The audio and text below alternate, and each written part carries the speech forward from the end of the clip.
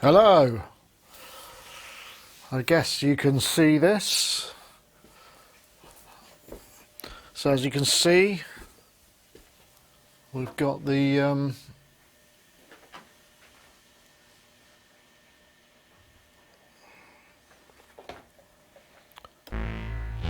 Moog 1 here.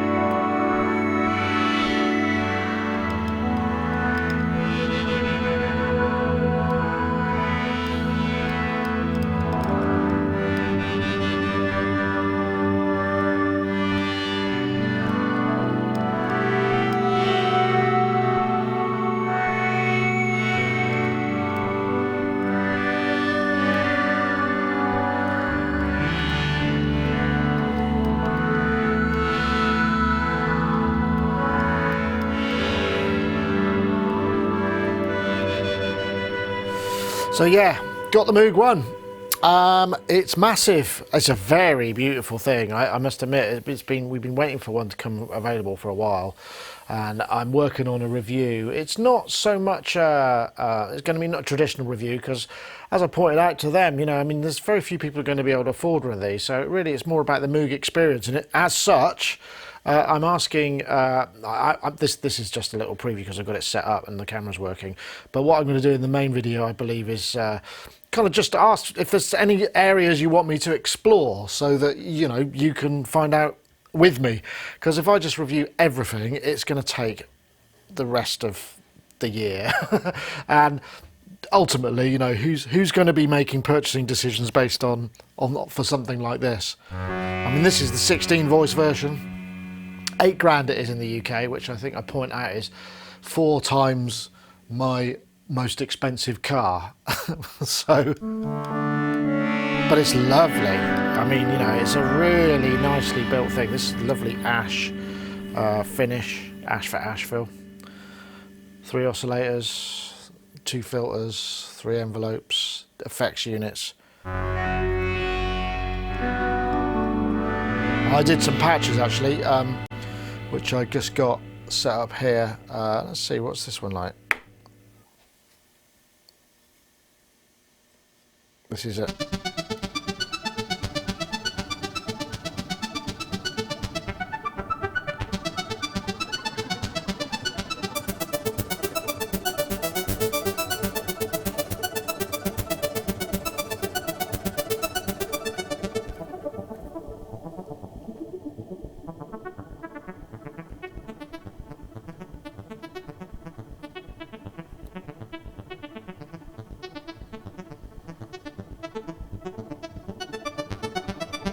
It's got the loudest output of any synth we ever had here. You've got to be really careful with it. It's incredibly loud.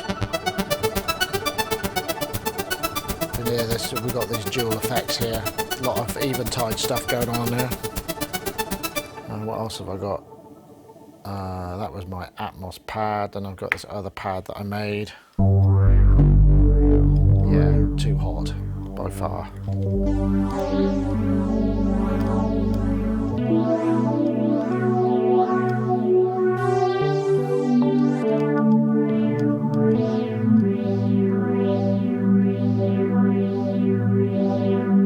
Don't hear a jet engine gushing of air sound on the vocal mic. Well, funny you should say that, because it does have a fan in it.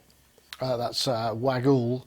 It does have a fan in it, and when you boot it up, it's sort of, it's like the old cheese grater Max. when you fire them up, the fan goes full tilt and then slows down. And in this, there is a fan in it. I guess there's just so much electronics, and it does get quite warm. But you know, what can you say? It probably needs cooling. I mean, this is 16 voices. There's got to be a ton of you know, heat generating stuff in it. Keyboard's really nice. Reminds me of the C15. Oh yeah, here we go. This is fun. So you want to hear what 48 oscillators sound like? in unison. This is the ladder fill.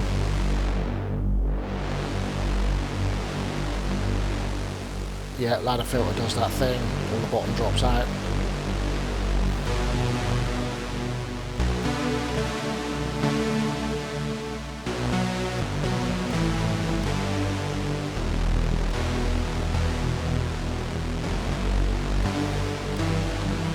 Same for the state variable.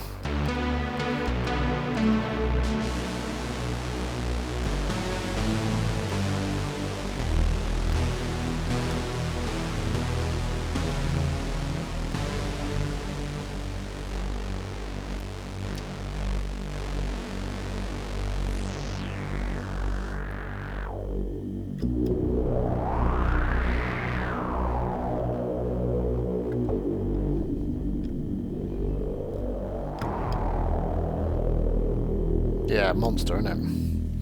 What's this? Pad 3. Haven't had that much time with it yet.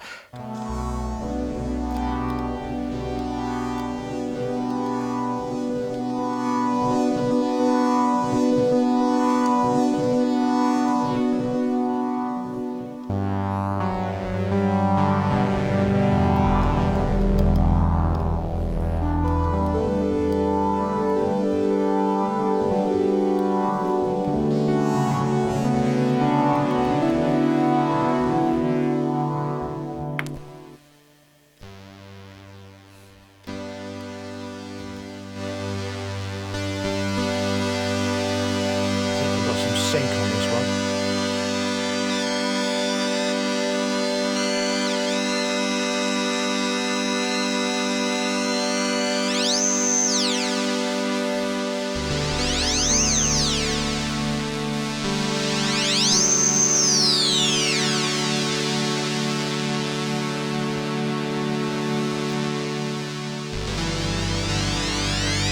No stream on Twitch, eh?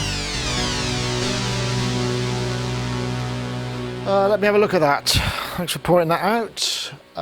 Scott from Canada.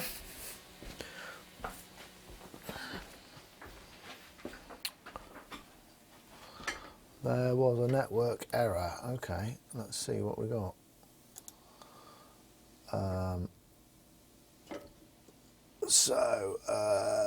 Excuse me, I'll have to just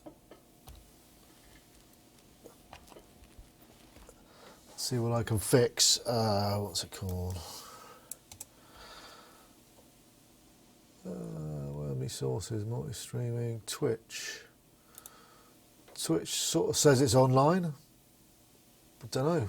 That's weird. I wonder if the Facebook one is working today. Yeah, seems to be. Don't know why Twitch isn't working. Sorry about that. Let's see. I'll go back to this guy and I need the chat room on the back screen so I can see it a little bit more. Oops, sorry, I dropped my mic. It's not on my usual mic because I'm over by the synthesizer. Yeah, I don't know. The Twitch says there's a network error, so I don't know what that is. Anyway, there's some presets. Let's see what we got in the all setting.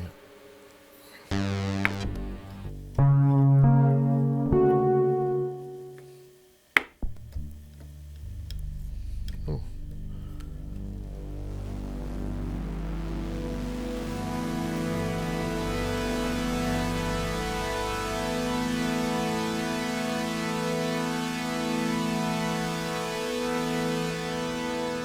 Okay. What's this one? Accumulating subtleties in strings. I think I've got a sustain pedal.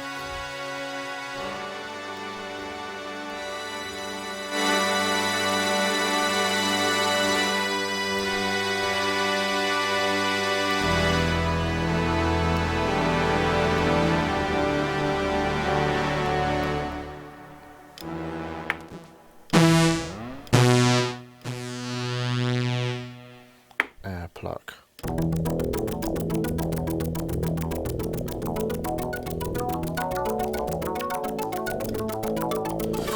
It's interesting. I mean, it's reminiscent a little bit of Omnisphere because there's so much stuff, you know, because we've got 3 synth engines, layers, then we've got the effects.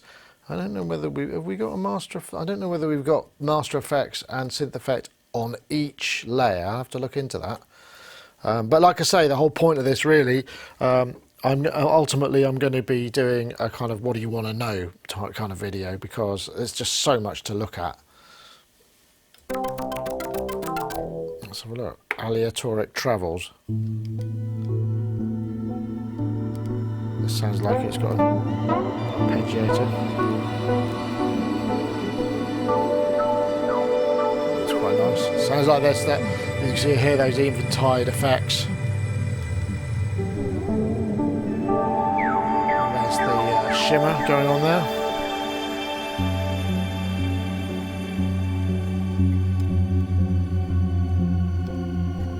Altered organism, see that?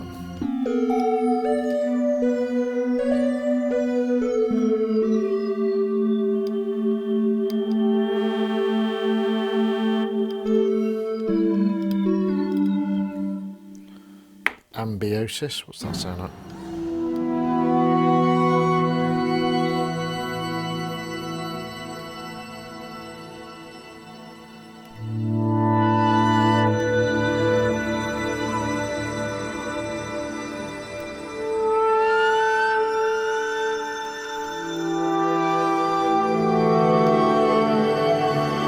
What's that with that? The effects.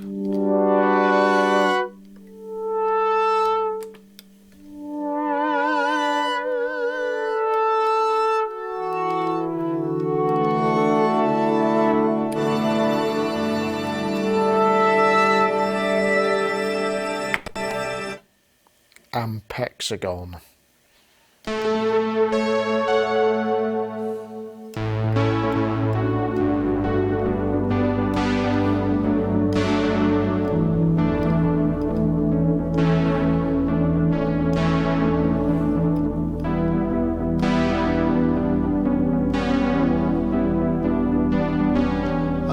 Victor Von synthesizer. Is it as big as heavy as it looks? Yes, it is very big and heavy. In fact, it was in a box for a couple of days because I just could not get it out of the box. I didn't want to risk, you know, dropping something that's worth this much money. It is big and heavy. But there's no, you know, this isn't the sort of synth that you're kind of thinking, oh, let's worry about shipping weight and weight. You know, this is it's a muscle synth, isn't it? It's kind of the most synthesizer you can buy for the money, probably at the moment, analog wise, apart from maybe a Schmidt. I think a Schmidt is a little bit more expensive, but that's only an 8 voice. This is the 16 voice is £8,000. I guess the 8 voice is 6. I don't know. I'll have to check.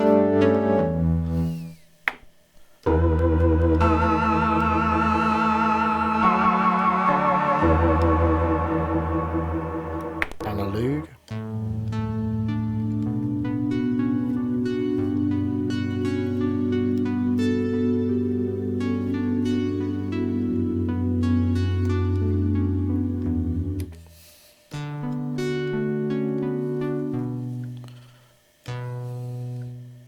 Annihilation drone, what's that? Yeah, I'm sorry, I can't fix Twitch. I mean, Twitch is just throwing an error. I mean, my streaming service says it's going to Twitch, and Twitch is just saying there's a network error. I don't really know what else I can do while I'm doing this.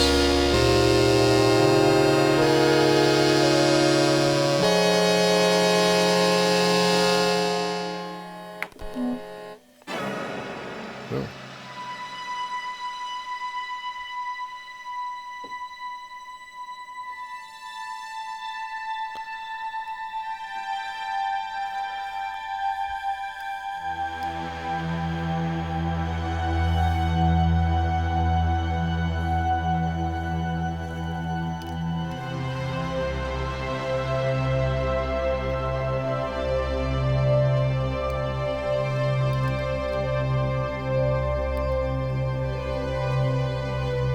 Nice. I mean, what's that? Applied Magic.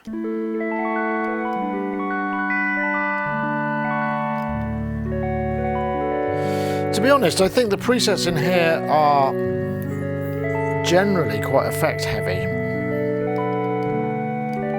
The real joy of this thing feels like, you know, starting from scratch. So if I do compare shift, I get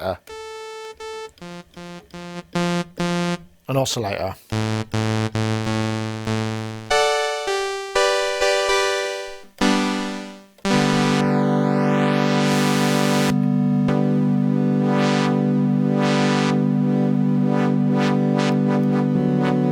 What's nice, I only really recently discovered this.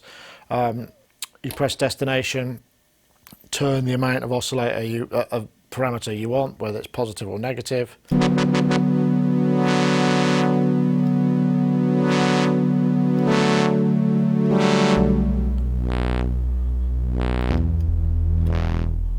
Oscillators sound pretty beefy. Let's go for a triangle core.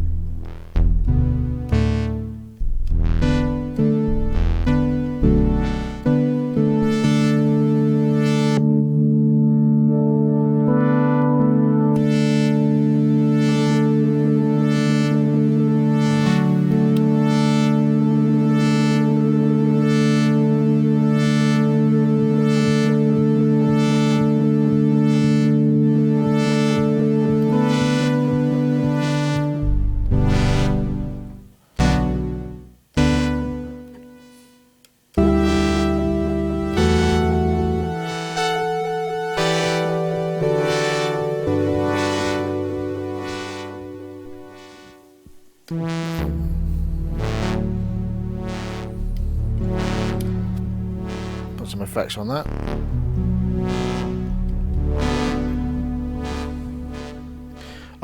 But default, these seem to be set to single trigger oscillators, but you can have them per voice. Let's see if I can do that.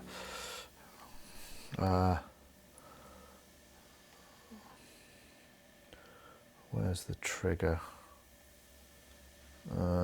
Sync. Multi-trigger.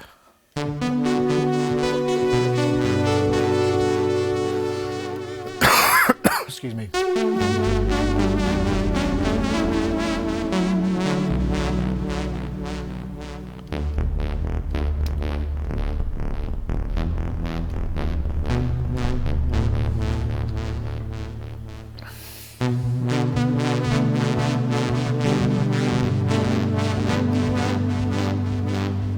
Waggle, I know what you mean. I usually hear a lot of sounds I can make with other things when listening to the Moog One.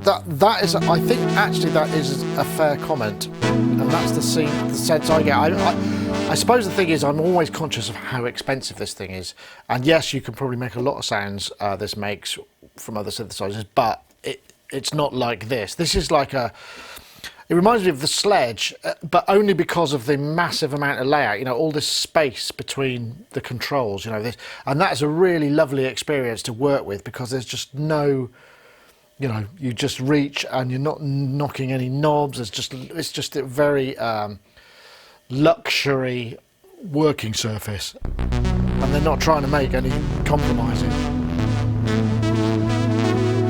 But stuff like it's got a vocoder in it, and I just sort of think, well, you know, does it really need to have a vocoder? Wouldn't it be better to maybe drop $1,000 off the price and make it slightly more affordable? I don't know. I guess it depends on your design philosophy, whether you're just going for, you know what, let's just make everything, you know, make it do everything. And remember, there are 3 synths in this, so you've got 3-part multi-timbral or splits on there.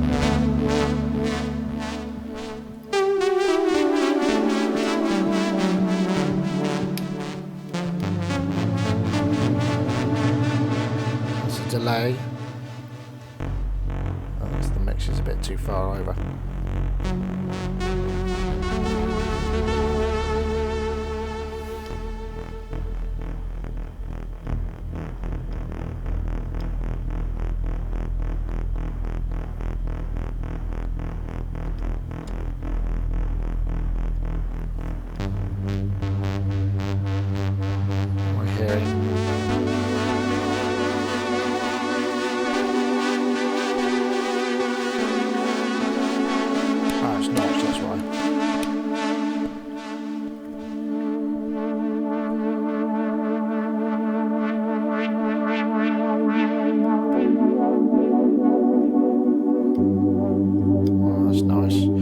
like the sound of the state variable filter in this. Sound without the effects. I mean, yeah, these oscillators do have a certain amount of beef to them.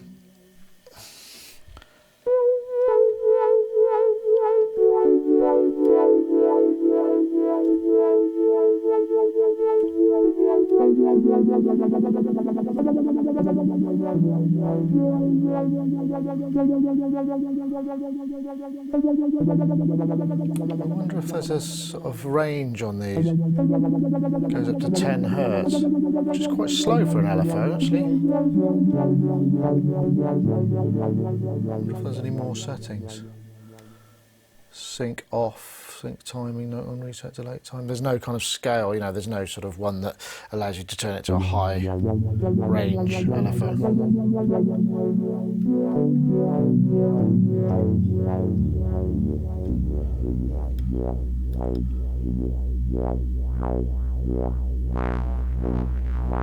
A little bit of FM.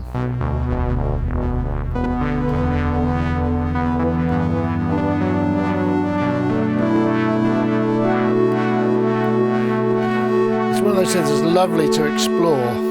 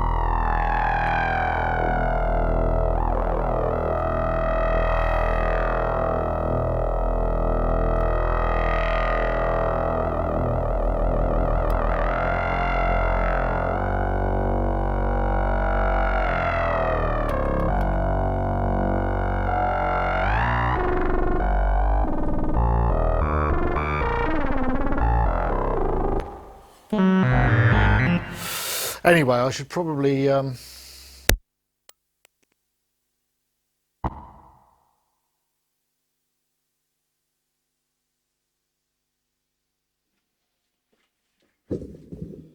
that gave you a little bit of fun. Let's get back into this world.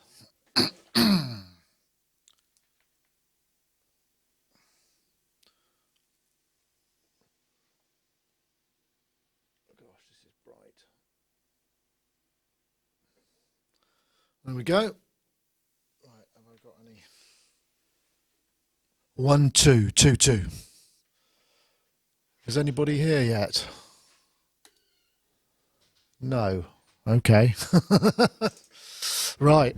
That's interesting.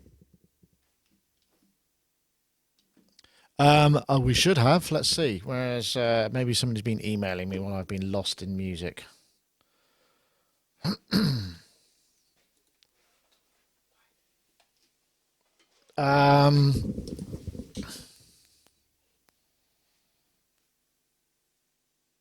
Okay. All right. So we have me. Don't seem to have anybody else yet, but I guess 1557. Okay. Crunchy.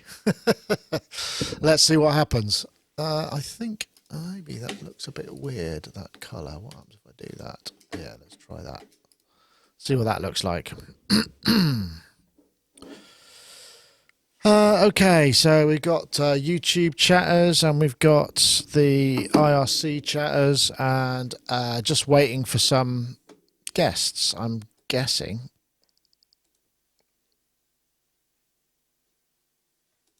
Right.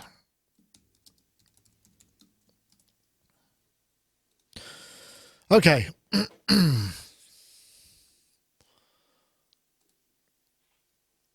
So yeah, that was a bit of Moog 1 preview.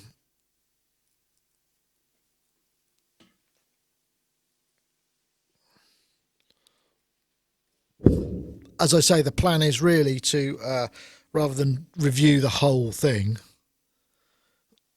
can I review the Phantom's pattern sequencer? I'm probably not going to review the Phantom, to be honest. It's the workstation. It's just going to take, those things. The problem is with stuff like that is if you're not living in workstation land, it's going to take a very long time to learn it, and I don't have that sort of amount of time. Let's see. Okay, 1 2 Moog scanner. Right. So we're waiting for the guys. Hopefully they'll be here. Otherwise, it'll be. The review. Yes, thanks. Sorry, you were saying thanks for the review with Ty. Yeah, well, Ty's great, isn't he? I mean, I can't believe that he agreed to do that, because I just thought he's the only person I know who knows enough about orchestral stuff to be able to review the library, which was the Spitfire Audio one. Ah, there's a Robbie. No, I think he's on the wrong one. Okay. Hey, Robbie. I think you're on the wrong link, and I can't hear you. But that might be me. There we go. Got you. Did I? You got me? Yeah, I think you're on the wrong link. Let me. Did you send me a link? I couldn't find a link from you. I did. Yeah, I sent. I did. Do you want me to ring off and do the right one? Forward. Yes, if you don't mind. I did. Let me. Okay. Do you want me to forward it again, just so that it's on? Yes, please do that. That's great. Sorry, my router threw a shit fit. That's why I'm late. That's all right. Forward. Let's do that again. Yeah, there we go. Send. That okay. should be there. Okay. All right. Yeah. See you in a minute, because you're not Dave Spears, obviously. No. All right.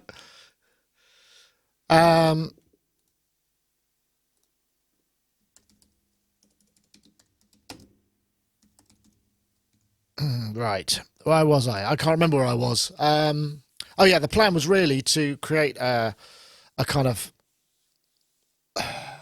a video where you could just ask questions about the Moog 1, and I think that's what I was talking about before this. So you can just kind of find out what areas to explore, because I don't think reviewing the whole thing is just going to be time well spent, because it'll take a really long time, and B, how many people realistically are going to buy an $8,000 synth based on a review on YouTube.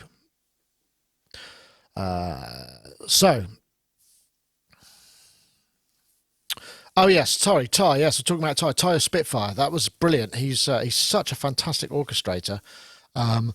that, where I asked him, I said, I don't suppose you'd be up for doing this. And he said, yeah, actually I am. And then when we got there on the day, he said, because we were going to film some other stuff with him, but he said that unfortunately a gig that he thought he had another 3 weeks for, they just suddenly said, we need it by tomorrow. And he was really under it. So fair play to him for saying yes and continuing and making it through. There he is. Robbie, you're looking a little bit Where's Wally? Hello. Any Sorry chance about you that. could be a bit further up the screen? Can you see me? I can, but you're sort of peering over your lower third. Right, I wonder if that's camera. Let's see if it gets better. Just tilt it down a little bit, and then, yeah, that's a bit better. Thank you. Gosh, you're... Sorry about that. My Wi-Fi decided to just throw a shit fit at lunchtime, and I had to turn it all off and on a few times, and it was all just been a bit weird today. So it's not very good. It's very single framey, but we'll work with it. Don't worry. And we got Gaz Williams. Hello. Hey Gaz, Can you hear me okay? I can hear you fine. Yes, indeed. So we got those. We got Gaz. We got Robbie. Robbie is, as ever, looking a little bit like somebody. You look like you're kind of where you are is several stories underground. it is lower. It is in the bowels. Yeah. I'll put a bit more light Gaz is in the roof. You're in the basement, and I'm on the first floor. On the proceedings. Yeah. Oh, there we go. No, it looks like you've just opened the windows, so you can't be in the basement. There we go. Awesome. Right, so we have everybody in. Right, I've recorded. I was just playing a bit because look what I've got. Ah. Yeah, that's a whole lot of synth right there. That's the 16 voice version as well, which is bonkers. It's really interesting, actually. I feel I have this kind of synth reviewer's guilt because every time I make a sound on it, I'm thinking, yeah, but it's $8,000. Isn't there something else that could do this for $8,000? And I'm sure in many instances there is, but the physicality of the instrument is incredible. I mean, it's so flipping massive. Anyway, I will be doing more on that. So, shall we do a show? Because we probably should now, shouldn't we? I think we're going to try. Twitch apparently is not working. I don't really know why that is. I can't say much more than that. So anyway, let's hit go.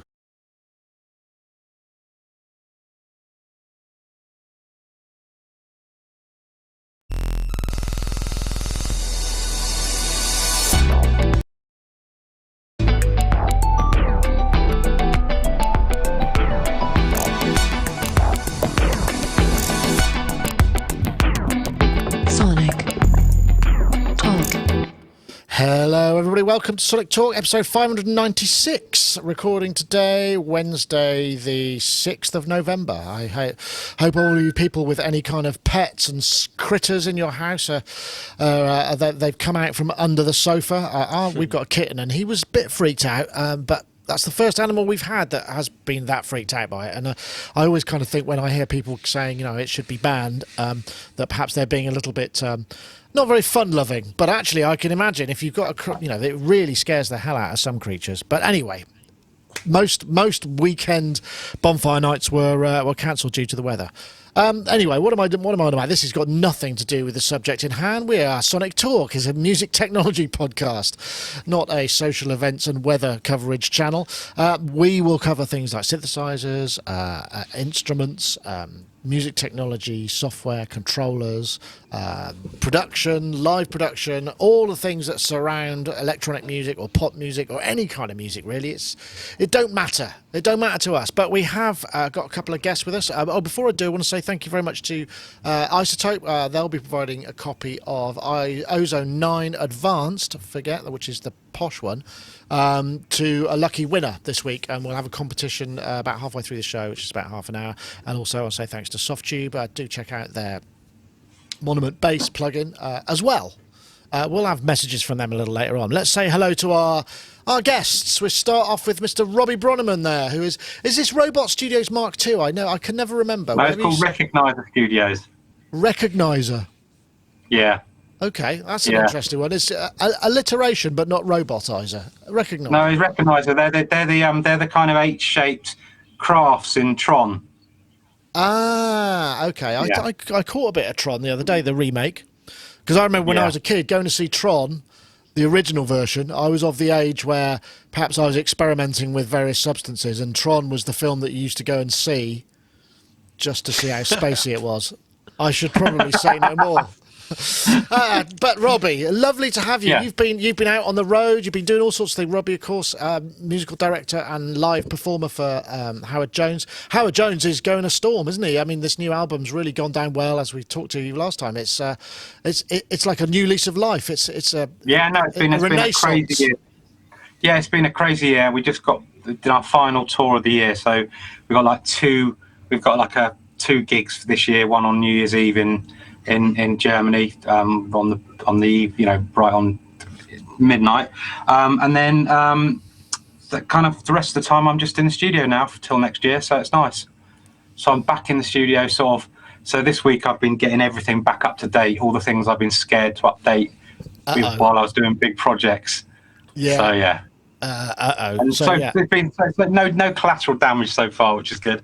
That's always a positive. Wow, good to hear it. Yeah. I was given quite a short shrift when I was slagging off the latest Catalina OS. Apparently, a lot of people have now announced that they have got compatibility. So that initial wave of nothing works seems to have passed. I should, in terms of balance. So maybe I get the feeling, Robbie, you're probably not going right to the bleeding edge. That doesn't seem like your thing at all. I'm on. I've finally gone to what's the last one? Mojave, whoever it's called. Mojave, yes. Whatever it's called. Yeah, I've finally gone to that, yeah. So, yeah. That seems to be safe. Okay, well, fair enough. Not on the bleeding edge, no. No, well, a wise move. And that little interjection there you heard also was Mr. Gaz Williams, who's adjusting his microphone. Sorry. Right. I meant to have it on mute. Yes. That's okay. Yeah, hey. Gaz Williams, music technologist. And, we've just did this Steinberg, what was it called? ARX4? Is it AXR4? AXR4. Yeah, very high resolution audio interface. We should have that coming quite soon.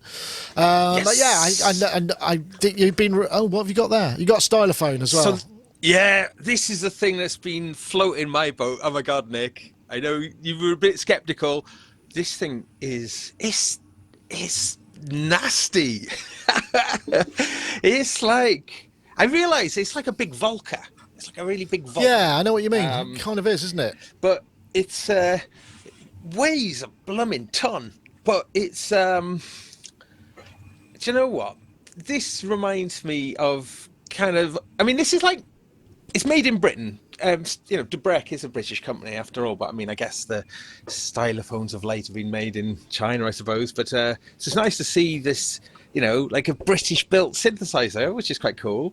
But something else I like about it, though, is it's quirky as hell. It's really properly quirky. And quirky in a you can't use it way or a useful way? No, in a useful way. I think it's just there is kind of like gritty artifacts from doing various things on there, but it all adds to the sort of character of it, really. And I think this is the thing, it does tie back, it does connect back to things like the Wasp and stuff like that to my I wonder if that's by design or by luck. No idea, but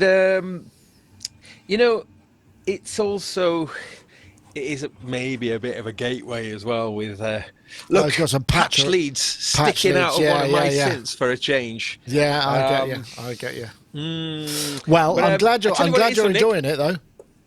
I tell you what it is, though, and I mean, it's not necessarily exclusively to do with the stylophone. I think it's also this kind of touch plate interface kind of thing is, there's no travel in there, obviously, and it's just this immediate feeling of being able to sort of tap on notes with really, really fast and slide and glide. And there's a little, if you put your thumb over one of these end pieces here, you can sort of portamento glide as well. So you end up using glide type techniques a little bit more than you probably would on a regular keyboard.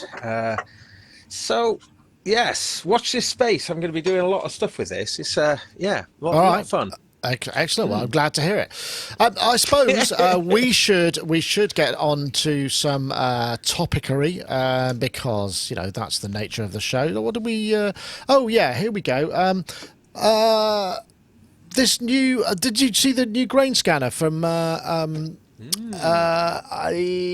They announced it today. Actually, here it is. I think we got a bit of sound from it. It's a 10 voice. Oh, that's quite interesting. I'm not quite sure how useful that would be in my music. Let's have a look. So yeah, new device, grain scanner, which seems to be a thing. I'm actually going to play it. This is only 39. It's only 39 quid, and it sounds like it's got some really nice sonic quality. I guess obviously you resynthesis, grain scanner chops samples into small slices and rearranges them to play them back in a multitude of ways. So I'm going to play the devil's advocate here because I've never really kind of got the granular bug. And I know that both of you have. So there's been a load of synth memes, haven't there, where there's a picture of a guy sitting at a table in a park, and the front of the table is like a kind of, a statement, and it's convinced me otherwise. So I'm that guy in the synth meme now. And I'm going to come to you, Robbie, because I know you're really into granular, aren't they? Because I remember when the what was that, the GRP or the GR1, yeah, I've got the one. GR1, Yeah. you've got that, yeah. Yeah. You were really excited by all this. So what is it about granular? And you've been using it for a while, haven't you? Granular stuff. I got into this. I'll tell you, I got into granular stuff because I've always been a long-term fan of BT. And quite early on in his sort of more, sort of less sort of just straight out trance stuff, he was a big exponent of that. And it kind of really intrigued me the way you could sort of extrapolate sound and, and kind of create these crazy sort of rhythms by dragging out the grains and all that kind of thing. So I've been a massive sort of keen follower of all sorts of granular things as they come along on iPads and, all different iterations. Things like Alchemy had it in there, which I used quite a bit. So I mean, I love it. I mean, I know it's not. It's a very definite. It's a very definite thing. And I think if you're into sound design or you're into sort of more kind of left field kind of electronic music, which isn't necessarily always just sort of four to the floor, and you're interested in sort of odd jarring time signatures and all that kind of thing, I think it's fantastic. So well, I use it all over the place. I mean, for pulling out, making big soundscapes, or for creating weird little percussive things to go in loops, all that kind of thing. Yeah, I was going to ask you where you would use something like that, because I mean I guess the thing is it seems to me that it's one of those instruments that has almost a great philosophical angle, specifically when you're working with soundtrack stuff, and you can take elements that are maybe part of the soundscape that exists in the world of that film or that TV program and incorporate them into sound, and it's a great sell to the director, I'd imagine. Do you know what I mean? But also there's a connection. Am I wrong, or is that?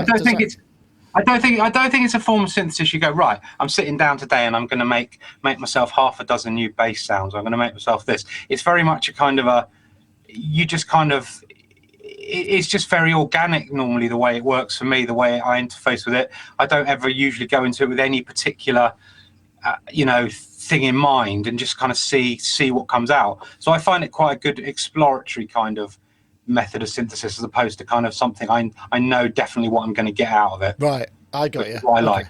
Yeah. And I know, Gaz, you're a big fan of granular stuff. I mean, Sampler, is that a granular thing? iOS thing? Sort of, yeah. Yeah.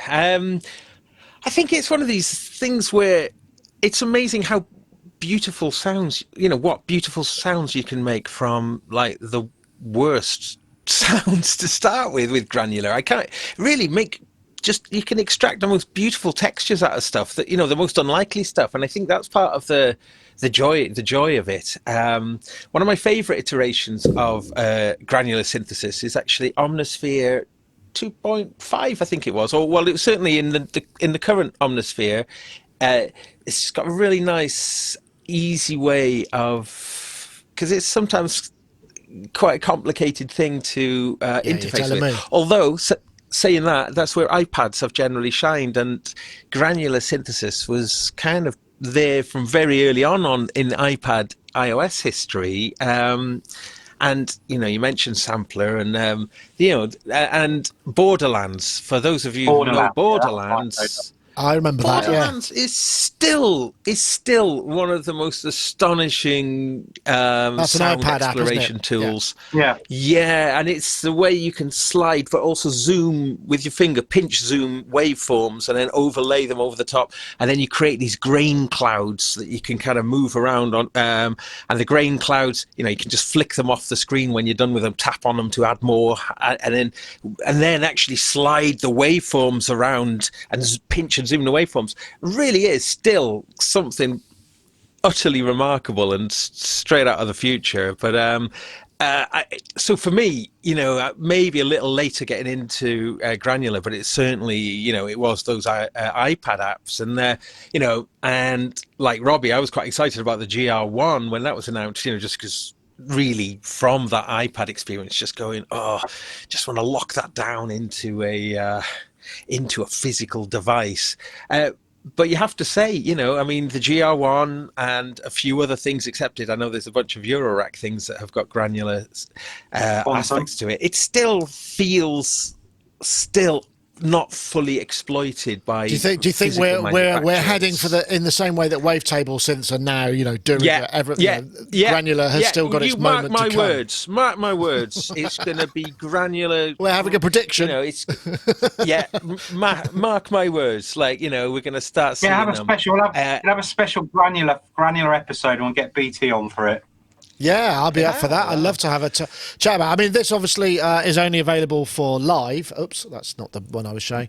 But it's an Ableton. It's an Ableton thing, product, isn't it? Yeah, it's an Ableton product. So it's there was no video on it, which is some other business. So yeah, do check that out if that's your thing, your bag.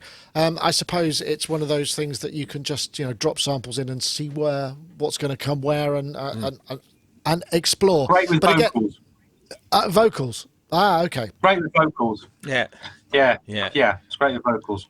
Okay. All right. Well, I'm convinced that I might have another go. I'll see if I might install this in my version of live. Actually, I should do a big shout out for Lady Aptitude in the chat room is saying that basically she's working on tracks with Falcon 2.0. Falcon obviously has some granular stuff in it. Falcon by UVI is an often forgotten, and I'm guilty of this because it's just so absolutely this sort of massive synthesis / sample player.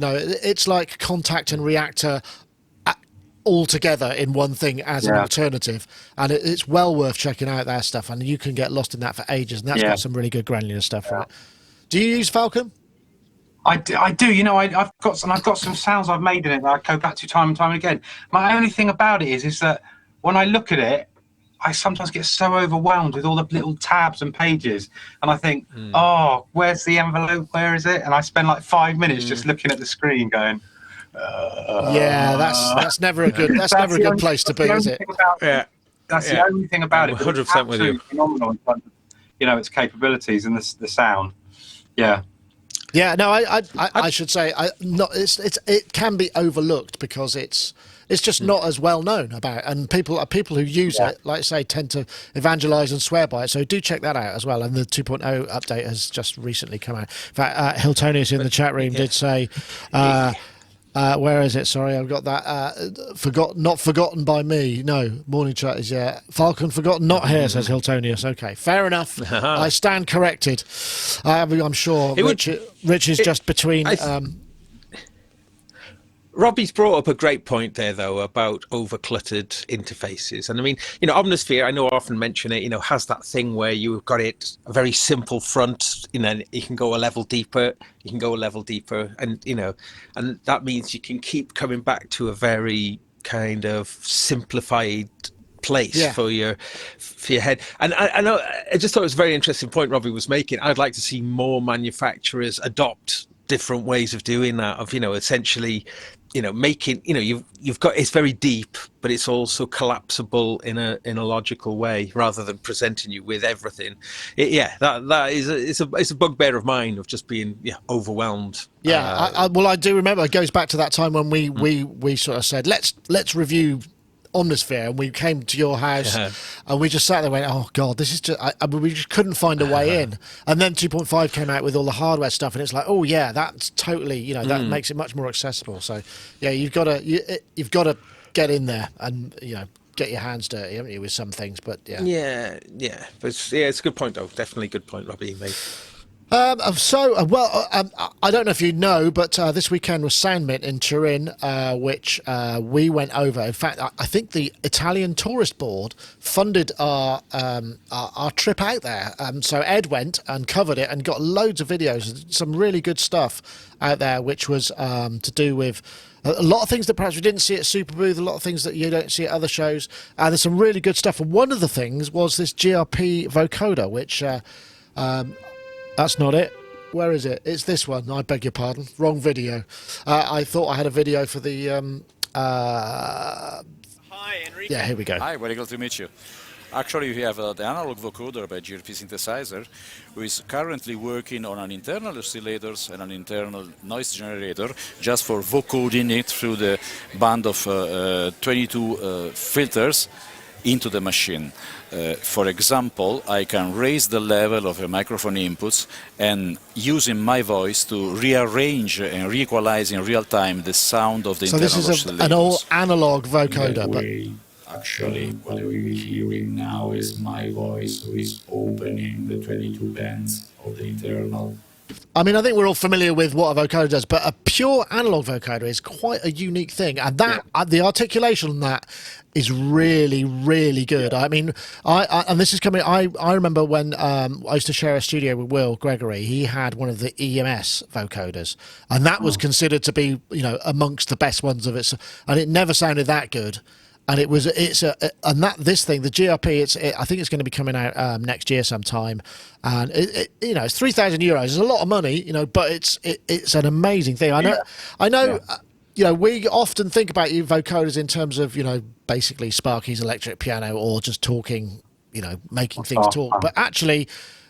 Switching things up, like putting drum kits in the carrier and all that kind of... You get amazing effects from it. I don't know whether you use much in the way of vocoding, Robbie, outside of the traditional sort of way. I have done. It's funny because over the years, Howard every so often he gets a bug and he goes, "Oh, I want to do some vocoding." And he tries all, he's tried all these things and he goes, "Oh, why is it? It's never got like. It always sounds like Sparky's Magic Piano. It doesn't have that really nice, articulate kind of really clean." Really track sound, and it's actually, like you say, they're two very different things, and it's to get that really kind of really nice, clean, Daft Punk sort of vocoded vocal is actually quite tricky to get. Yeah, even in the ones that can do it, it's hard to set it up, isn't it? Yeah, it's very hard to set it up, and I think the Isotope plugin's great for doing that kind of stuff, the vocal synth, but like you say, like sort of really high-end vocoders, a lot of us would not have had access to them, those really revered ones like you're talking about, like that EMS, and I think there was another one. Sennheiser one, wasn't there? Sennheiser one, yeah. That's the Kraftwerk one. Yeah, that's what I mean. No, we've never really had access to those things, but I mean, immediately when you watch that video, you realise how, what you're saying, the articulation of all the consonants and all that stuff is so great through it. So if you're that way inclined, I'm sure that's kind of a definite no-brainer, because I think those other ones are very hard to come by anyway, aren't they? Those high-end. Oh yeah, it's weird, isn't it? Yeah. Because you would think that using the human voice and the shape of your mouth, which we can articulate incredible sort of filter emulations, all kinds of stuff. It's surprising they're not more used. I mean, one always assumes that you're just going to say "Hello World" or whatever it is, sing the chorus of the song or some catchy phrase. But actually, there are all these points in between, which are just sort of mouth sounds that you can make to create specific, and it just doesn't seem to. It's not used as much. You'd imagine that there would be more use of vocoders because you could get more unique sounds than out of regular filters. It's really curious. I don't know why that is. I mean, maybe it's because they're very expensive, or they all sound a certain way, or they're CPU expensive. I don't know, guys. They are Sorry. hard to set up, aren't they? I was going to say, got a good point there. Whenever you try and set one up or whatever, even when you use one of those ones with their own dedicated mic or whatever, it always takes ages to get something good out of it. You know, it's never like a plug and play. You never can kind of. It's like, oh, I haven't got the right gain, or perhaps we need to EQ a bit at the bottom out first. It's all a real mission, and I think it's a lot of people kind of lose heart with it. I wonder how many lost consonants there are in the world that have gone into a vocoder to be set up and then sort of discarded because people lost interest and thought, oh, let's move on, let's just use a preset from something else or whatever. I think that might be I think that might actually lost consonants. I don't know how you pronounce that. That might be a show title though. Consonants. We did talk about the vote. Go on. What did you say? Sounds like an episode of what? Of a countdown. Yeah, mate. Oh, yeah. I'll have another. Well, that's why it's the show. That might be the show title. Yeah, Gaz, go. Who wrote the music of the Countdown theme? That's a British show. For those of you who don't know it, it's the guy who wrote Grange Hill. It's the same guy who wrote the Grange Hill. Yeah, Alan Hawks. Kirsty Hawks. I know Kirsty. Yeah, wow. Okay. Yeah. And she's famous for being Opus 3. Wow. Okay. There you go. Trivia. So we did talk about the Voda, didn't we? That was the Bell Labs, that sort of incredibly complex sort of vocoder-y thing from, what was it? God, I think it was like 1939 or something, wasn't it? Do you remember that thing? But the articulation of that is absolutely amazing. I was curious why no one's had a go at trying to emulate that, or maybe they have. Do you remember? Do you know the thing I'm talking about? Voda. Yeah, it was called Voda, I think. I'll have to do a quick search of the song. Yeah, it's one of the most... Oh, the Voda, Dudley Bell Labs. Yes, that's right. And it had like a stenographer. Yeah, that's right. Here it is. It's just, and it was... That's right. I remember. And wasn't it used... Awesome. Didn't it end up getting used for sort of encoding and decoding... How about a little or a bass? Yeah. And the voter, being still a comparatively young man, whether I might not have been wrong. We noticed a little while ago that a singing tone... Well, how about Old Lang Syne? Old Lang Syne, okay.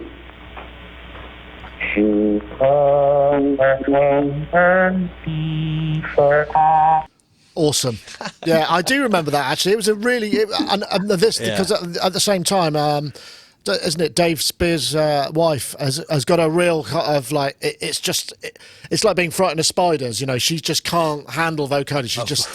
She really doesn't like them. It's a curious one.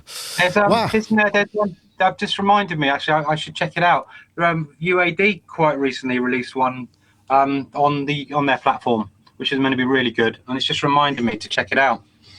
Which Softtube have done. Oh, yes, I think you're right. A Softtube vocoder UAD plugins, that's right. Because there was wasn't there a remake of the Orange vocoder from Synaptic that was trailed ages ago, but just has never kind of seen the light of day. It's never kind of quite showed up. And then people I keep seeing it once in a while, and people say, is this thing ever going to come out? You know, I see YouTube comments once in a while. So, yeah, interesting stuff. I think vocoders, but it is surprising.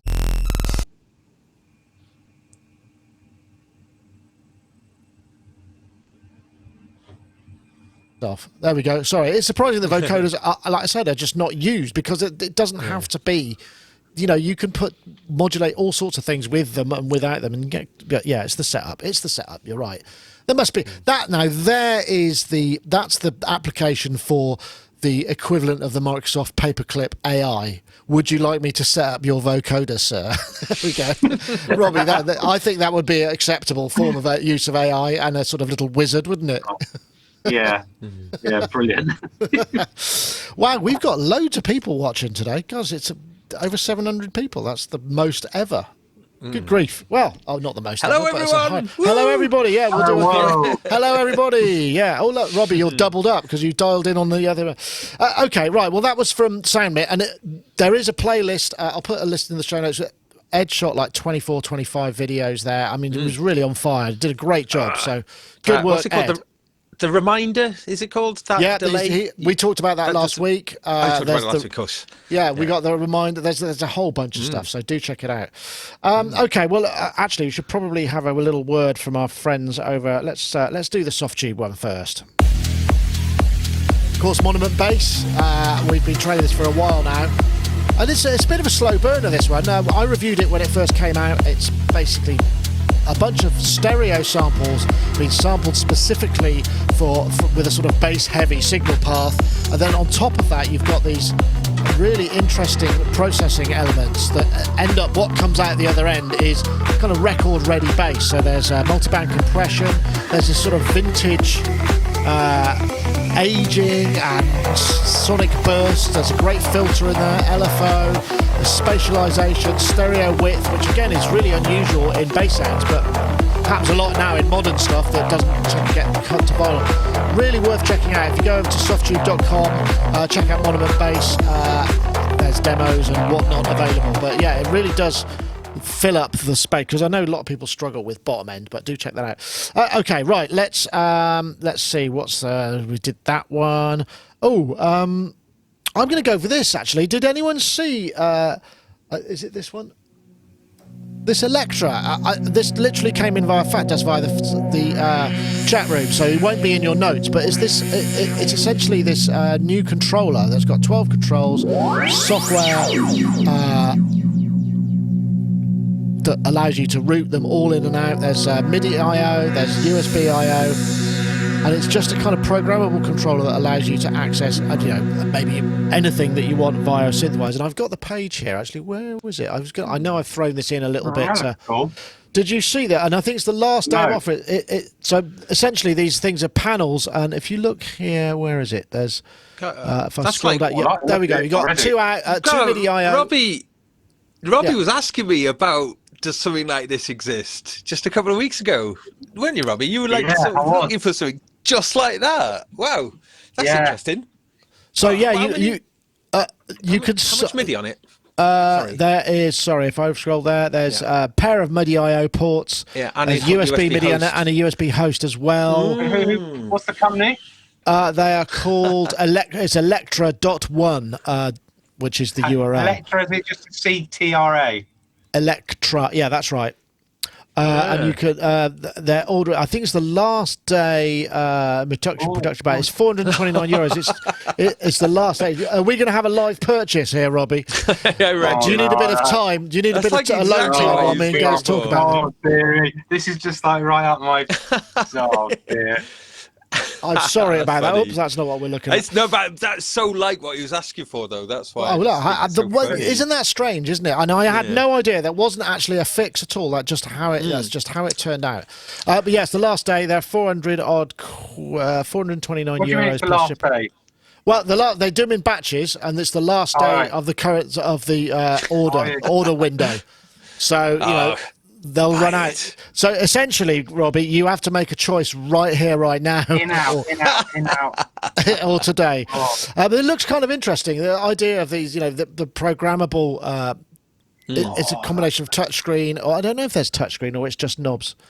I don't know enough about it. So, here we go. Look, 7-inch, touch-sensitive display, 12 rotary encoders, firmware that supports MIDI CC, NRPN, start-stop, SysX messages, MIDI USB host, preset editor, sturdy aluminium enclosure. You get the USB cable and whatnot. But yeah, people seem to be digging this, and Fatdust via the chat room brought it to my attention, so I thought I'd just mention it. Did Synth Anatomy just say?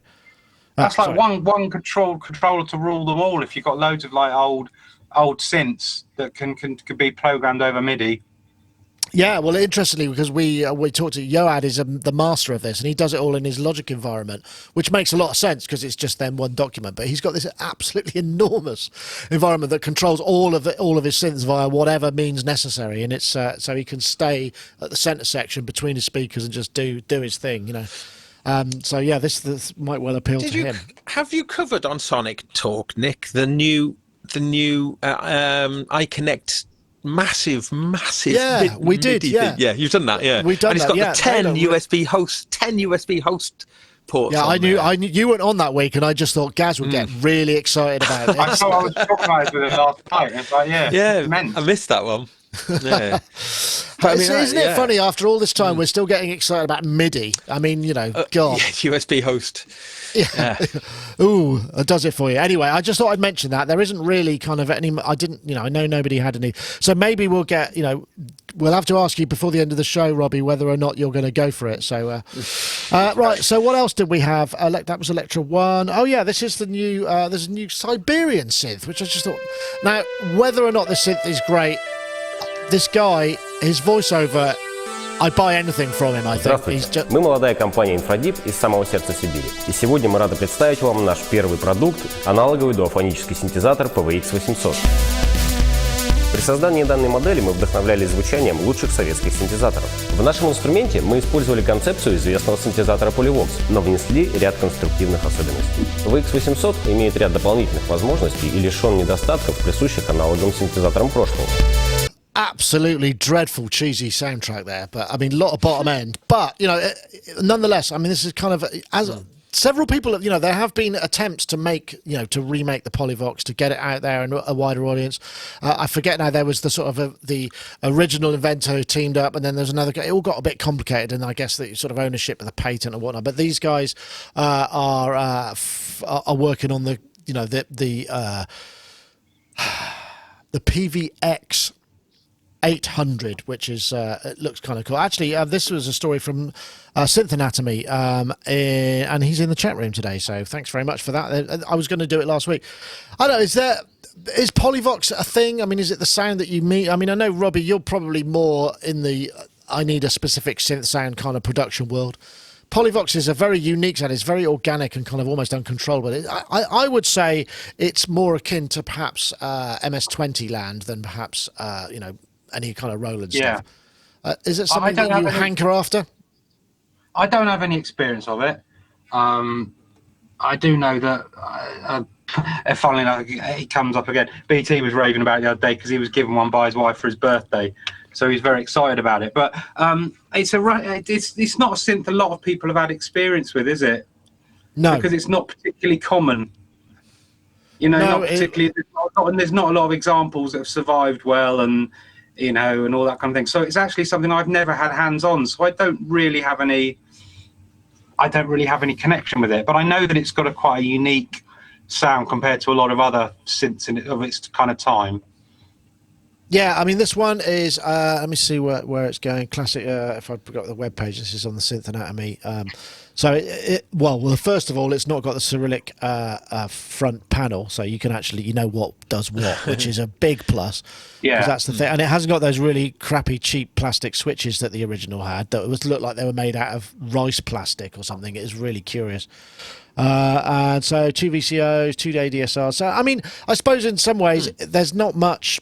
it's not a unique synthesizer structure, but it's the unique sound, it's the filter and what. I'm just looking. Infradeep is the company that make it. Let's see. What kind of money is it? Did you say? I'm just looking here. I think it's about. I think it was $600, is it? Yeah, it's not as $580, which is reasonable for a boutique kind of specialist synth like this. I mean, I guess it's just a question if you have to have that sound or not.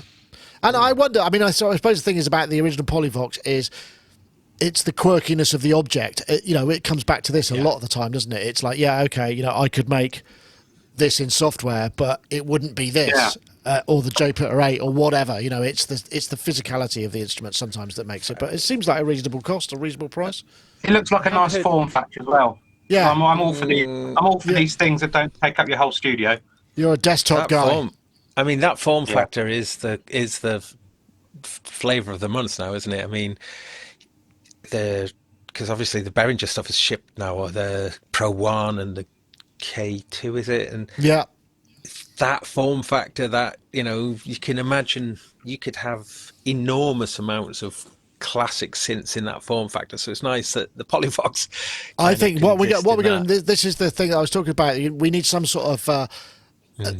Like a desktop stacking system for those, so that you can like a carousel, so you could just kind of flip it around. So it just comes up. Yeah, this is the one that I'm working on. I push it away, and then the next one comes up. But they're all connected, and then when they're out of the way, so you could just have like a kitchen cabinet with some carousel based storage system in. I think best stands I've seen so far for accommodating all these sort of new little things is definitely the Ultimate Support one. They've got that system clipped together. That looks really great. That. Yeah, I think we saw those at. In fact, that reminds me, because that was when I bumped into BT. Was at the Ultimate stand, and he photobombed the video I was doing, and then we had a chat afterwards, and I got a selfie. Yeah. But we haven't been able to get in touch since. So now, Robbie, you're going to bring him in, I think. He wants to come on the show, so I was just waiting for us to find a show which he thinks is a good show to do. Okay. So. The fact that he's not been on all this time just means that I haven't basically upped my game enough to. No, it's nothing to do with you. It's to do with timing. And I was basically let's find a show that's good to get him onto. Yeah, absolutely. Anyway, this one, Geosynths from Siberia, and also I like the fact that it's Siberian. There's lots to like. 580 seems like a reasonable one. Even though, I guess it feels like we're moving on a little bit from the standard subtractive synth model. We're expecting Eversynth, Hydrasynth, and a few others have come in Quantum. I know you've got a Quantum, haven't you, Robbie? Or did you? Did. Yeah, I've just got. In fact, I've just uploaded the beta software version 2 to try it out. So, yeah, I'm excited about that. I hope you backed up your presets. It's all backed up, It's all backed up. Yeah. Good man. I suppose the thing is it's starting to feel like even these exotic instruments are starting to feel like quite normal and unusual. Not unusual, I suppose, which is an interesting kind of way that it's all flipped around. Yeah. But I have heard that the stylophone. This new stylophone is meant to have a little bit of a sonic similarity to the Polyvox. I mean, I can't really comment on that because I've never really played a Polyvox, but well, it's quite angry. They do sound quite angry. Angry. This thing is angry. I went round to Gaz's and I said to him, it feels like it's going to be on the next Chemical Brothers album because everything sort of breaks up very easily. Yeah, it's got a lot of gain structure. They put a distortion on the out, like a drive on the output there, but they put like a nice JFET. It's sort of doesn't lose any bottom end. So when you go right up with a gain, I'll tell you what. This is the thing. This is the brief time I've had with this. There's lots of similarities to the Sub 37, the Moog one. It is an amazing. But one thing it doesn't have is that multi-drive kind of concept. So you can't burn those filters any more than 3 oscillators per filter give you. You can't get any more out of it, which is quite an interesting. I imagine it's to do with gain structure or whatever. But it's a shame they didn't put multi-drive in there because you can add it via one of the effects, but it doesn't feel like it's the same thing as a good bit of JFET distortion somewhere. So that would be the only thing. Actually, there was one other criticism, and that's you see those the modern pitch wheels, beautiful, hefty anodized aluminium or whatever it is, but the problem is they're really slippery. So unless you get your finger in the divot, you because sometimes you might be moving a mod wheel sort of like that rather than putting your thumb in it, and your finger slips, and so you don't always get the control because it's quite a positive action. Anyway, that's about as far as I've gone. Get your angle grinder out on it. Get my angle grinder out, or maybe stick some neoprene tape on it or something like that. Yeah, get it rubberized. Yeah, rubberized. Yeah. Why not? Right, I think at this point we should probably have a quick isotope competition because time's marching on. It's amazing where time goes. So let's have a word from our friends first. Building on a 17-year legacy in audio mastering, Ozone 9 brings balance to your mix with never-before-seen processing for low end, real-time instrument separation, and lightning-fast workflows powered by machine learning. Expect lower CPU usage and shorter startup times with Ozone 9 compared to Ozone 8. Experience fluid metering in a fully resizable environment that lets you track the most subtle details of your audio. Use more plugins at once, mix while you master without worrying about slowdowns or dropouts. And immerse yourself in a smooth, modern experience designed to keep you in your creative flow. As you can see, Ozone 9 is the fastest way to get your master off the ground. Thank you so much for watching. Be sure to check out our other videos and head to iZotope.com to learn more about mixing and mastering and to download your free trial of Ozone 9. And I've said this before, but I very much appreciate them putting that little bit on the end of it because it means I don't have to say it. So just go to isotope.com and check it out. And we have a competition this week. We're looking for the hashtag. This is a Twitter competition. In case you're new to the show, we're looking for the hashtag low end focus. That's one word. Low end focus. That's LOW rather than just LO, and the hashtag ozone9, the number 9, and if you quote at Sonicstate and at Isotope Inc., you just put that in a tweet and you'll get entered to the competition. It's pretty painless. You know, I'm sure most people are on Twitter, and if you're not, it's almost worth doing it because you never know, you might win, and they do keep giving those prizes away. So yes, once again, and we have a winner from last week. Last week we have the winner, somebody called Blazing Hot Beats, who is at Mike G's. That's Gees at Mike G's, at Mike as in microphone, MIC. He tweeted the requisite hashtags. I need intelligent audio via Ozone 9 and at Sonicstate at Isotope Inc. So if you get in touch at Blazing Hot Beats, then we'll be able to get you a copy of Ozone 9. So and it's advanced, remember, which means you get all that good stuff. I don't know what the extra stuff is, but there's some good things you get which are pretty cool. So right, can I cut in quickly, Nick, just because it's relevant news? There's this film that's been announced, I think maybe today, that's I think it's like a Vietnam War film, but it's starring James Dean, who's been dead since 1955. So it's quite curious that they're using like state-of-the-art techniques or whatever to recreate James Dean, like a deep fake thing. Well, you know, so it's just, this is now thrown open a big kind of debate about the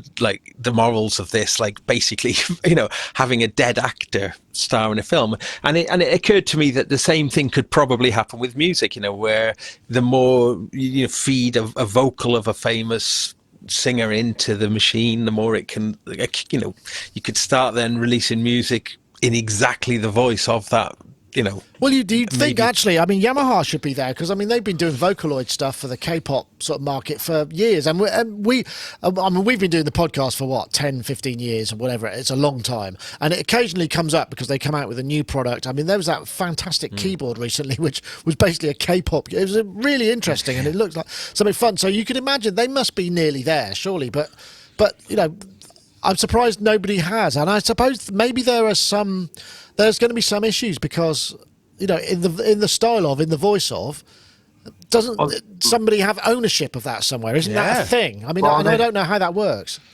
Hasn't EMI just signed up their first virtual artist?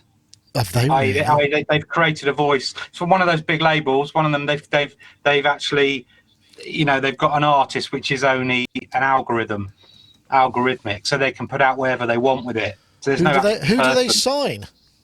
Well, they haven't signed anyone, but they've got an artist who is not an artist. One of those big labels, one of those big ones, one of the big ones. First virtual artist singer, I suppose it would be, wouldn't it? Singer. We were talking about it on the tour. Let's have a look. I'm having to look at that. The story. Yeah. Pop star hologram. Yeah, no, I can't find that. We'll have to. I'll try and find out about it. But send the link in. We can put it in the show notes, even if we can't talk about it. I tell you, they don't have to pay any royalties to anybody. Yeah, well, but that's a scary thought, isn't it? That's like the buyout clause. You know, it's just This is something to try. Go to thispersondoesnotexist.com, and you'll get a picture back of someone, like a really realistic photo of someone who doesn't exist. Okay, and it's freaky. It's freaky. This person does not exist. All right, and what? I load another one, and there's imagined try again. by Try again. genitive. It continually creates it of it. Okay, let's try another one. Okay. So they. No, it's a bit weird. Yeah, what's that there? He's got some sort of weird burn growth mark. Oh, yeah, what's that? That's something's gone wrong there. There's some sort of. There's something. It's a bit weird. It is that it's like a low grade JPEG, isn't it? You get these kind of weird transition points because you can see. I don't know if you can see there that the nose is not quite. It's not quite right. let's see if I can zoom in on that. Can I zoom in? No, I can't. I can only zoom in the. But haven't Isotope double nose. I was going to say, haven't Isotope released some software today or yesterday or this week or something that allows you to fill in all the blanks? Like if you've got a vote, you've got a bit of dialogue with reverb and everything. It'll perfectly match it and fit it in. Fill in the Dialogue blanks. match. Is that what it is? Oh, but it's not just like for vocal lining. It actually, all the profile of the reverbs and everything, it matches in. Oh, okay. Well, it's inevitable, isn't it? I mean, they've been doing machine learning for. I think we're going to have a look at this. Let's see what this does. I thought that was pretty amazing. What that did. That's quite revolutionary. Okay. From the makers of two-time Emmy Award-winning. Okay, right. Okay, probably the bulk of my work these. And have them try to fix it. Nowadays, you don't do that. Now the editor does that. All right. You've got the boom and the wire. And then you've got ADR too. And you have to meld all this stuff together cohesively. In a perfect world, the EQ, ambience, and reverb profiles could be copied and pasted from one clip to another. So I don't know if you could do this, Isotope could do this, but if I could take the boom audio and copy its sonic fingerprint, EQ, reverb, and ambience, and make the lav sound like the boom instantly, and then tweak it as I need it. Or I could make my dry ADR sound like production dialogue. Frankly, if you guys at Isotope could do that. It'd be a game changer. Oh, you didn't have to say that. Oh my God, this is epic, isn't it? And I want it. Where's the?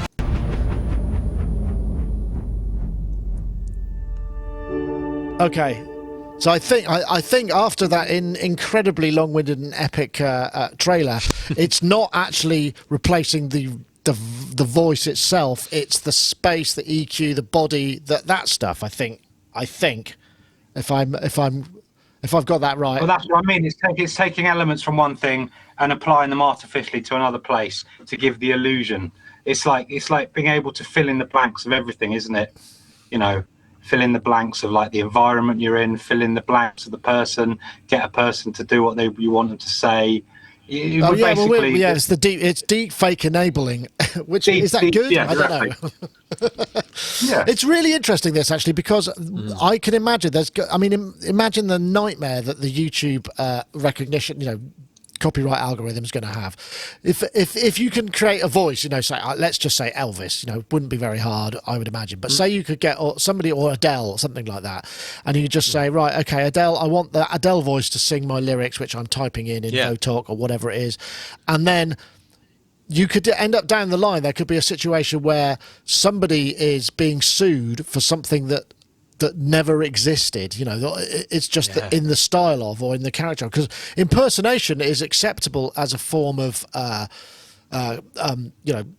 copyright. I mean, we have it all the time, don't we? I mean, in film, in fact, Steve Evans, who's done a lot of work for us here, reviewing UA stuff, quite often he'll be asked by a band who've had a sync offered to them for a massive worldwide ad campaign. The advertisers just go, yeah, we don't want to pay the record company licensing the multitracks. Can you just recreate? So quite often the band will recreate their own multitrack, which is paid for by them, so it's not owned by the record company.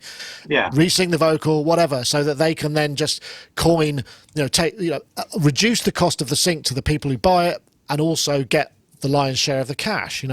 So this is already happening sort of internally. So you can see, I suppose that would make a lot of sense. But I mean, surely the caveat, what you're saying is if we've got programs and things that create like a virtual Adele, that would have been culled from scanning lots and lots of Adele originally. So therefore you've created something that's basically stolen from the original, as opposed to an impersonator who's nothing to do with the original person. It's just their take on it. But aren't they still creating a library of Adelisms by listening to a lot of Adele? And isn't that the same process? There's just no technology involved. But they haven't actually physically used any recordings of Adele to do that. Imagine the weird law then changes to makes it copyright to listen to something. That you know, just to hear it, you're breaking the copyright. I mean, it's a minefield.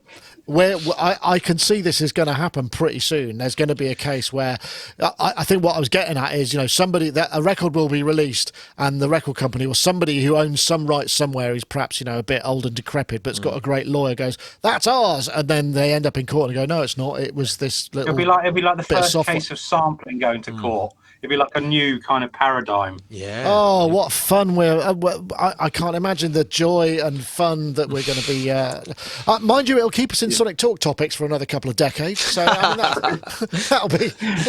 Maybe it'll become a weekly feature. You know, the real, fake or real. You know, can you tell the difference? Yeah, that's it. Well, actually, the reason that Adele came out, I was listening. I was watching it. I had a sort of YouTube thread, and I was watching.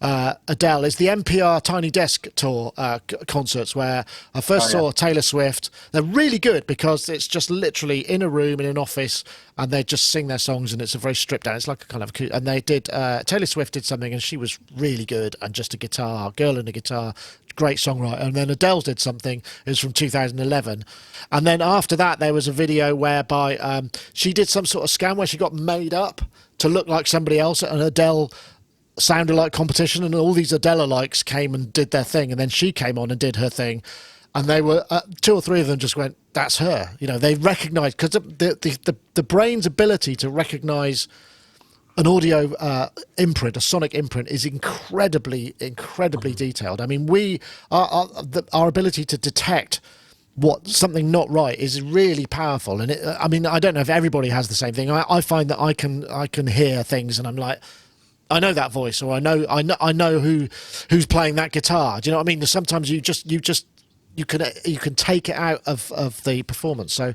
it'll be interesting to see how that analysis. There'll be experts, won't there, who can do that perhaps. Anyway, this is going in a completely tangential different. Were there any more topics? I have absolutely no idea. The recorder. Oh yeah, this was awesome. Oh, yeah. I mean, not awesome. Awesome. Yeah. Okay, let's do this. So this is, for those of you of a certain age may remember learning the recorder at school. Terrible, terrible experience. Crappy instruments, awful sound. Generally, it's the squeak you can't deal with. The squeaky. So this is a new thing. It's called Recorder, which is like an acoustic / digital recorder, which works acoustically but also works digitally, so you can use it as a wind controller for some software. You could use it, it's got voices in it. So this is the evolution of it. Sounds like a technology program. It sounds like, a theme tune from Tomorrow's World circa 1987. World. Yeah.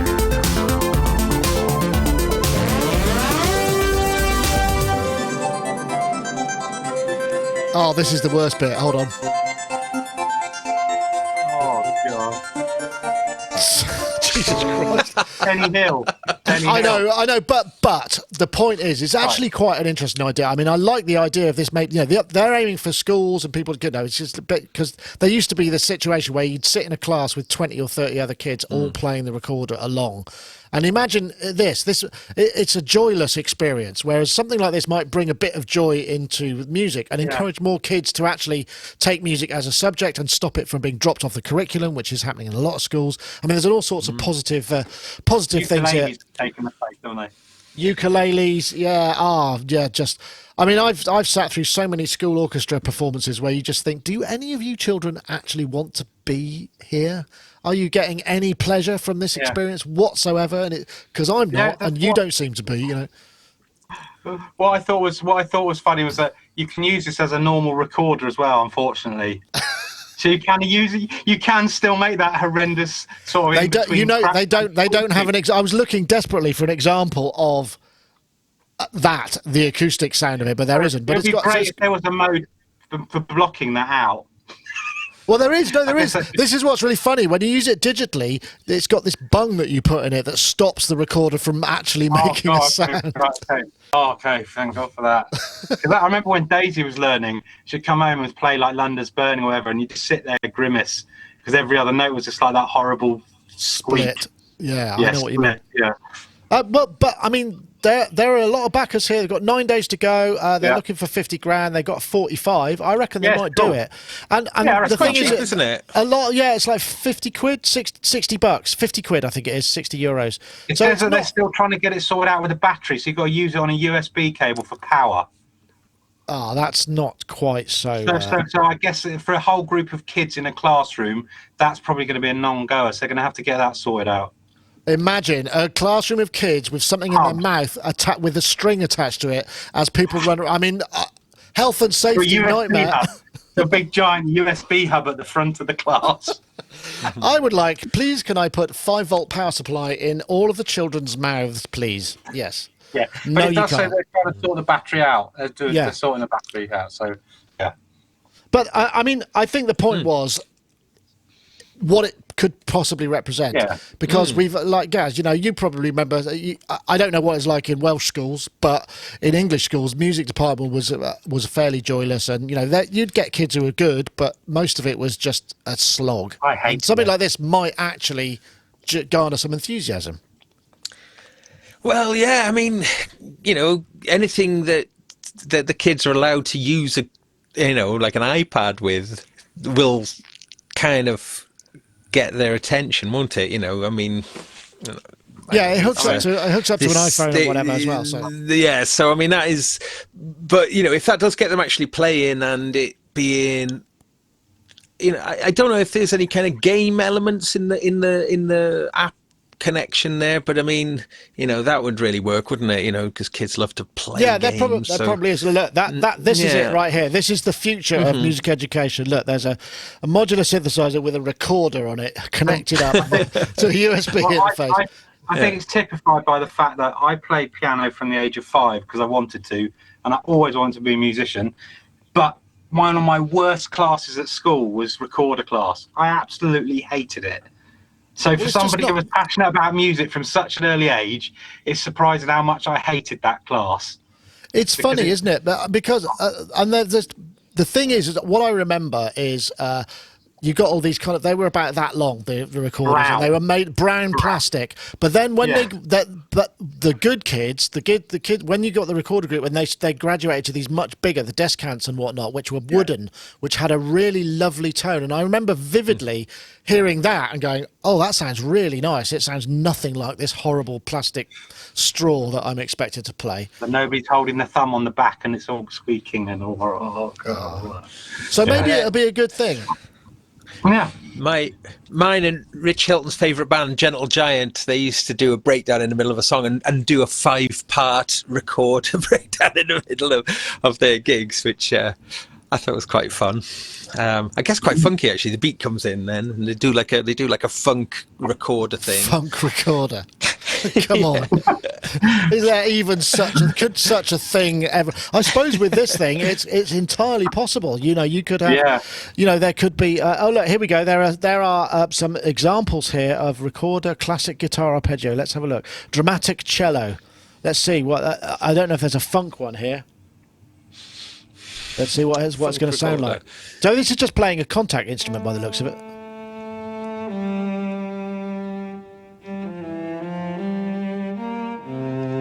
But yeah, so you get expression. I mean, from a breath controller. I suppose it's like it could be considered to be like a single MPE note. Is there some sort of learning songs mode, a bit like on the new Roly? I'm just trying to see. Keyboard thing. I'm trying to see what the recorder, beat designer, free recorders. I'm trying to find that information, but I'm afraid I don't have. That's not available. Was that a Eurorack? They do the Eurorack in there. That you can add a sound machine. That's a weird world mix come together, though, isn't it? Yeah, isn't it? Could you ever? Same company, isn't it? Yeah, I'm not sure.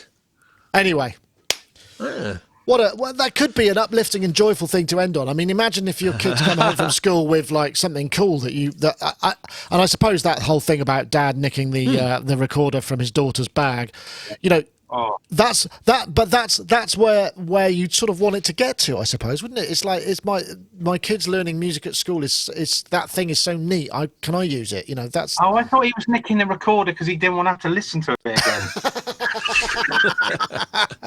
He's like nicking it to chuck in the bin. No. I don't know if that's the case, but yeah, that's a fair comment. Fair comment. Anyway, but it did make me think, though. I am insanely excited about something, and if you rush, you might catch the last ones. I've managed to pick up a Zoom Arc 96 for, I think it was €99 off Toman. I don't know if there's any left, but €99. Now, this thing, I think it was over 500 quid, wasn't it? But and the reason why I mention it, though, because there is a little similarity in that this has kind of got like the ring that comes off. Has it gone? It's no longer available, Gaz. You got the last one. No, I'm so sorry. Oh, right. Well, yeah. Has it arrived yet? Obviously, no, it's in transit. But I'm excited about that because I was excited about it when it was first announced, and people going, and it looks like, sadly, the expected death of it has come along with them being sold off for 99 quid. So, or €99 rather. But I mean, that thing, I'm if you can still find any that are going for cheap, then it's they're online, but they're still about 200 quid. One of the things that is quite cool about it is, though, a version 2 software came out for it that massively, it was an enormous overhaul of it. So much so that I think with the version 2 software, it's much more what its original promise was. I think when it came out, it was a bit stunted, so the promise of it was a bit limited. But I think, as is the case with the Roland, the Boss RC505 loop station, when that came out with the version 2 software, which made it really brilliant for synthesizer desktop use, the version 2 gets a fraction of the press of the original release, and people have kind of made their minds up about something. But with the version 2, as with this Arc, for instance, it becomes a really incredibly ridiculously powerful device, really. So keep an eye out for them, I think, for in case anywhere else has got them for. Well, they'll probably start showing up in car boots next summer, so you probably get. yeah.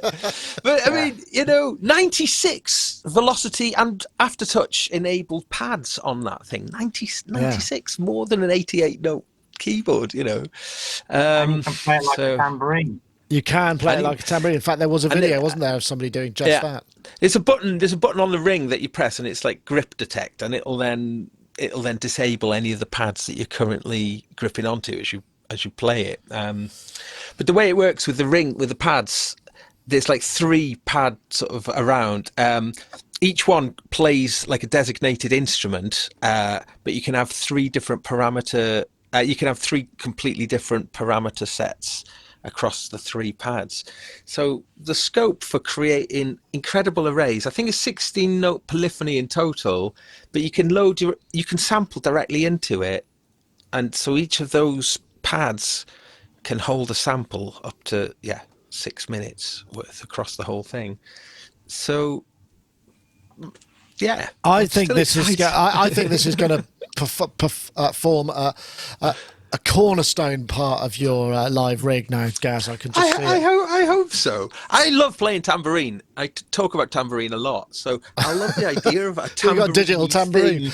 Was it? Yeah. No, I mean, I remember. I might mention it. I went to the pub to see this band, and I can't remember what they were called. And it was a solo guy, guitar, and he had 2 tenorions. So his backing track was on tenorions, and he played, and it was a totally random sort of. And I saw him, and it was just like, my God, this was last year. That's 10 years. I remember when that first came out. We got asked to cover the launch, and we went along to all the sort of all the launch things, and it was astonishing. I mean, and it's a very similar. I put them in the similar bracket because they're both of them promised to be this sort of revolutionary interface, and just we weren't ready.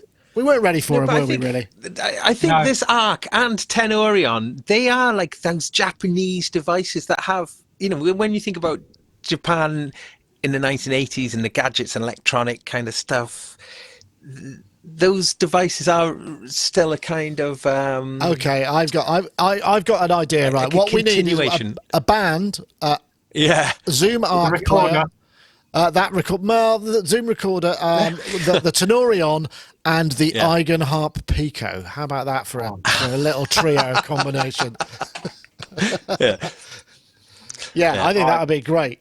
Anyway, we seem to have run its course, and I've noticed the numbers dropping off enormously as soon as you started to mention the Zoom arc. We're now back. We were up to 750, and we're now down back to 700 live viewers, which is wow! Yeah, what an enormous number of live viewers. That's fantastic. That's really good, considering our little niche of the world and what time of day it is. Thank you very much for watching, everybody. Come back next week. Please come back next week. Sonic Talk every Wednesday at 4 p.m. I think. I'm guessing that the YouTube the stream of Facebook worked as well, so that's good. But thank you so much for joining us, folks. I should point out, if you want to check out that we shot a Spitfire BBC Orchestra Symphony Orchestra review with Ty Unwin. We went up to his place.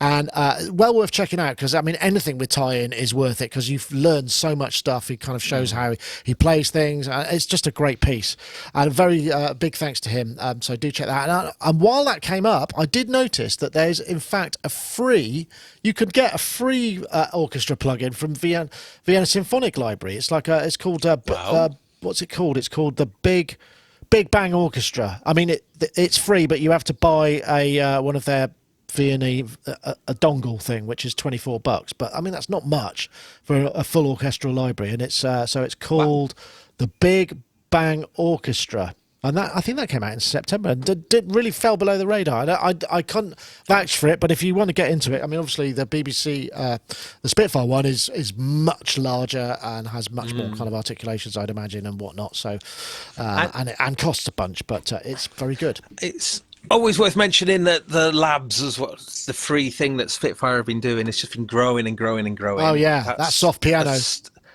everywhere. Amazing, isn't it? So good. It's so good. But yeah, that's worth signing up for, isn't it? I think because even if you've got a big sample library and a big load of sounds anyway, they still manage to come up with really interesting free instruments all the time. Yeah, it's amazing. So grab it while you can. Oh, I should mention, the Reverb drum machine giveaway, sample drum giveaway. I hope it's still available. Reverb.com. We're giving away an enormous library of drum samples. And it's absolutely brilliant, because it's like it covers some of the rarest drum machines, loads that I've never heard of before. But every sample pack comes with like an Ableton Live drum rack format, or just, I mean, I mention it because I've put it into the Octatrack, which is really good for. But it's a huge. Is it still available, Nick? I'm just trying to. I hope it is. Because as a freebie, I found that Reverb are giving away their complete 800 drum machine sample collection for free. Samples and loops. Yeah. Let's have a look. That's on CD. I hope so. Free. Yeah. Yes. There we go. Honestly, 50 ladies drum and gentlemen, 100% price drop. That thing is really good, and there's lots of loops in there as well, like loops from organs or drum machines, or ace tone and all that kind of stuff. Yeah, that sort of stuff. But it's just beautifully and really well curated and put together, and it's free. So wow, okay, yeah, do check. I'll put the link. I'll put the link in the show notes. Yeah, definitely. Yeah, all right, thanks for that tip, folks. Cool. Robbie, thank you very much. Are you still are you putting your credit card details in for the for the controller? Robbie, thanks for joining us. It's lovely to have you. One day we'll come and visit you in your new studio as well. Yeah, I'd love to do that. And but thank you for joining us. What are you up to now? You're back for a while, and are you back studio bound? Yeah, I'm studio bound, working on projects and stuff. So I'll be able to pop my head in more often. Excellent. So, that's always good news. Thank you very much. Well, thanks for joining us, Robbie, and also Mr. Gaz Williams. Thanks for joining us as well. Pleasure to have you as ever. My pleasure. Always, tons to talk about. So, oh god, yeah, isn't there just? So that's kind of it for this week. We'll see you all next time. Thank you very much for watching, everybody. Thanks to all you guys on the YouTube chat and the IRC chat. We're out of here. That's it for this time. That was Sonic Talk, episode 596. See you next time. Bye-bye now.